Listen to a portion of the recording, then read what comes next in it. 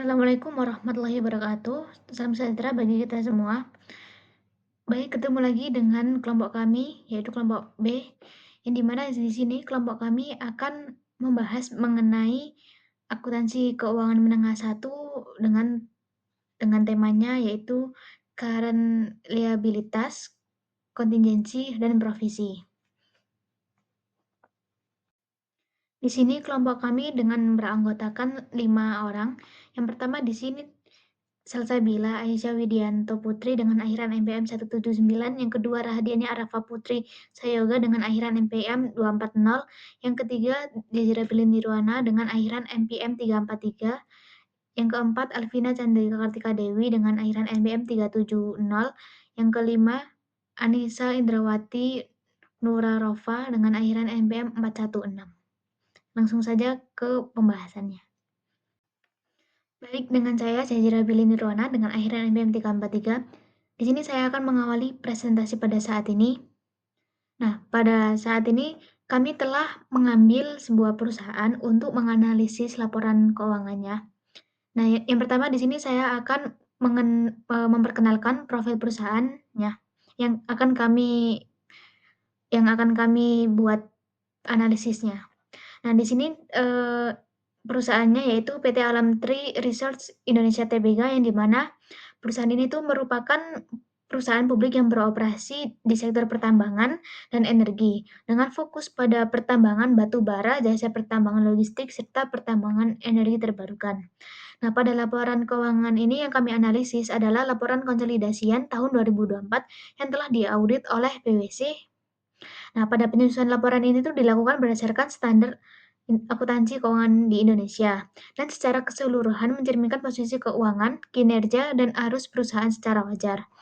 Nah, dalam audit tahun tersebut di sini tuh terdapat 3 hal yang menjadi sorotan utama, yaitu penjualan anak perusahaan dan pengklasifikasian sebagai operasi yang dihentikan. Yang kedua, penurunan nilai atas goodwill serta provisi untuk pembongkaran, rehabilitasi, reklamasi, dan penutupan tambang.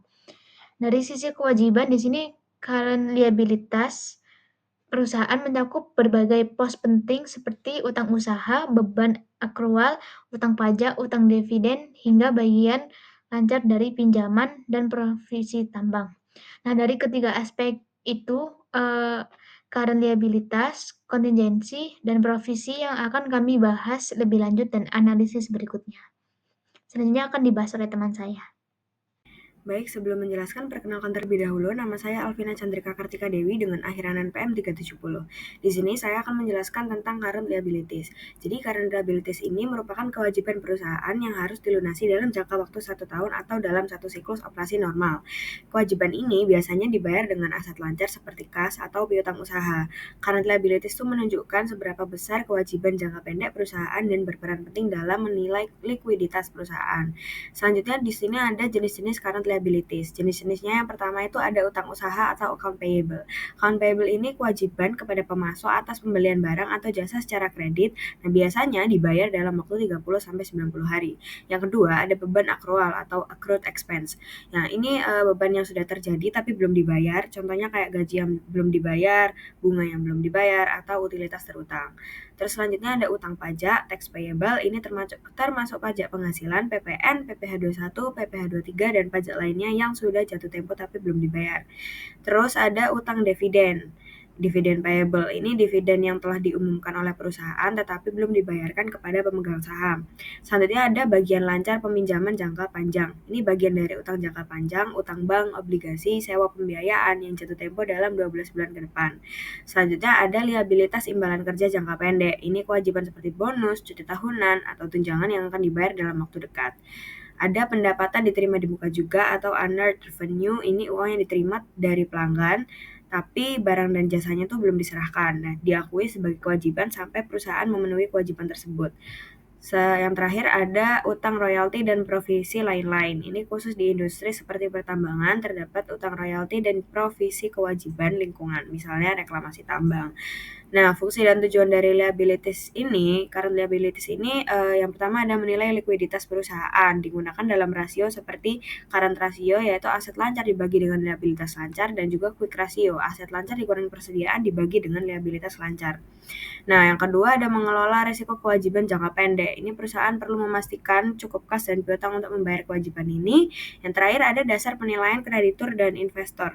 Jika current liabilities terlalu tinggi dibandingkan dengan aset lancar, bisa menjadi sinyal risiko keuangan. Perkenalkan, nama saya Anissa Indrawati Nur Arafah dengan NPM Mahir 416.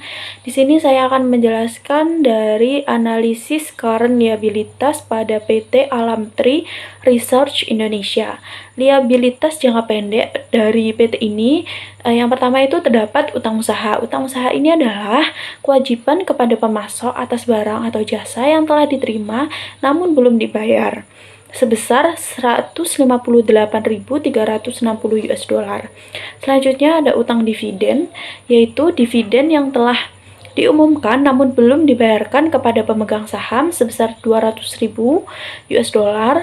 Selanjutnya ada beban yang masih harus dibayar, yaitu biaya-biaya operasional yang telah terjadi tetapi belum dibayar seperti gaji, bunga, dan juga lain-lain sebesar 151.668 US dollar.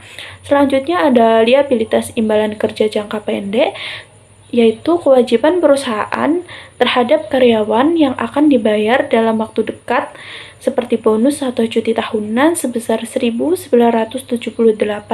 US dollar. Selanjutnya ada utang pajak. Utang pajak ini termasuk pajak penghasilan badan sebesar 17.447 US dollar dan juga pajak lainnya sebesar 8.172 US dollar. Selanjutnya ada utang royalti, yaitu kewajiban atas royalti kepada pemerintah atau pemilik lahan sebesar 22.232 US dollar. Selanjutnya ada bagian lancar dari utang jangka panjang seperti liabilitas sewa sebesar 29.057 US dollar dan juga utang bank sebesar 29.682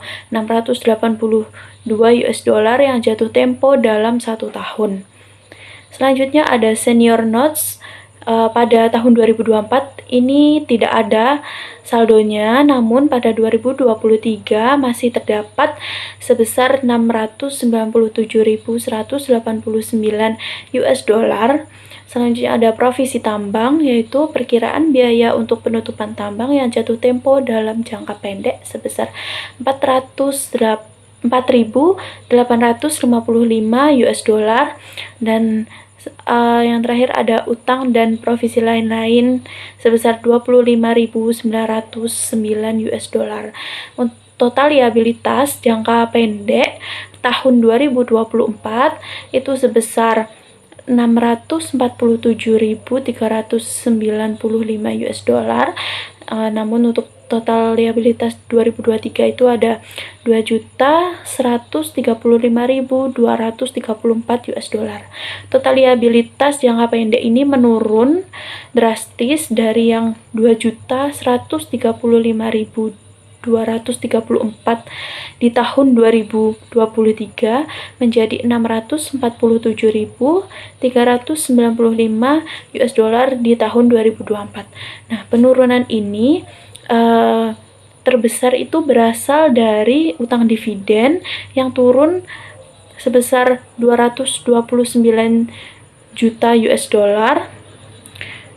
Yang kedua ada beban akrual turun sebesar 106 juta US dollar, dan yang ketiga ada penghapusan senior notes di tahun 2024 sebesar 697 US dollar.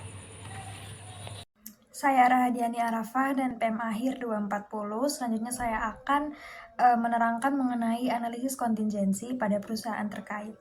Nah, dalam kombinasi bisnis, grup ini mencatat seluruh imbalannya, termasuk imbal balik kontingensi sebesar nilai wajar pada tanggal akuisisi, yang mana disesuai dengan standar akuntansi yang mewajibkan pengakuan atas aset teridentifikasi, liabilitas, dan liabilitas kontingensi yang diambil alih pada saat akuisisi. Lebih lanjut, ketika kombinasi bisnis dilakukan secara bertahap, grup juga mengukur kembali kepemilikan sebelumnya dan mengakui selisihnya di laba rugi. Dalam konteks ini, imbal balik kontingensi yang masih harus dibayarkan oleh grup diklasifikasikan sebagai liabilitas dan bukan ekuitas. Hal ini berarti bahwa perubahan nilai wajar dari imbalan kontingensi tersebut akan terus diukur ulang setiap akhir periode dan dampaknya diakui dalam laba rugi. Dan demikian, pengakuan imbalan kontingensi sebagai liabilitas memiliki implikasi langsung terhadap fluktuasi laba dan mencerminkan tingkat ketidakpastian atau risiko dari hasil yang bergantung pada kinerja entitas yang diakuisisi. Ini juga menunjukkan bahwa perusahaan menerapkan prinsip pengukuran nilai wajar dan pengakuan kontingensi secara konsisten dalam laporan keuangannya. Baik, selanjutnya saya akan menjelaskan mengenai provisi. Provisi adalah kewajiban yang belum pasti jumlah dan waktunya, tetapi kemungkinan besar akan terjadi dan dapat diestimasi secara andal. Provisi dapat dilaporkan sebagai liabilitas jangka pendek atau jangka panjang tergantung dengan jatuh temponya. Dalam praktiknya, provisi digunakan untuk mencatat kewajiban masa depan seperti pembongkaran, rehabilitas, dan penutupan tambang. Dalam laporan keuangan PT Alam Tri mengakui satu jenis provisi utama, yaitu adalah provisi pembongkaran, rehabilitas, reklamasi, dan penutupan tambang. Nilainya pada 31 Desember 2024 tercatat sebesar 30,3 juta US dollar yang terbagi menjadi dua bagian. Yang pertama ada provisi jangka pendek sebesar 4,855 ribu US dollar, kemudian provisi jangka panjang sebesar 25,474 ribu US dollar. Provisi jangka pendek adalah bagian dari provisi yang diperkirakan akan dibayar dalam 12 bulan ke depan. Nilainya sebesar 4,855 ribu US dollar. Angka ini menunjukkan bahwa PT Alam Tri telah merencanakan kegiatan reklamasi atau rehabilitas yang akan dilakukan dalam waktu dekat, kemungkinan sebagai bagian dari kewajiban yang jatuh tempo tahun 2025. Hal ini penting untuk menunjukkan kesiapan jangka pendek perusahaan terhadap kewajiban lingkungan. Sementara itu, provisi jangka panjang mencerminkan bagian kewajiban yang akan dibayar setelah lebih dari 1 tahun. Nilainya sebesar 25,474 ribu US dollar.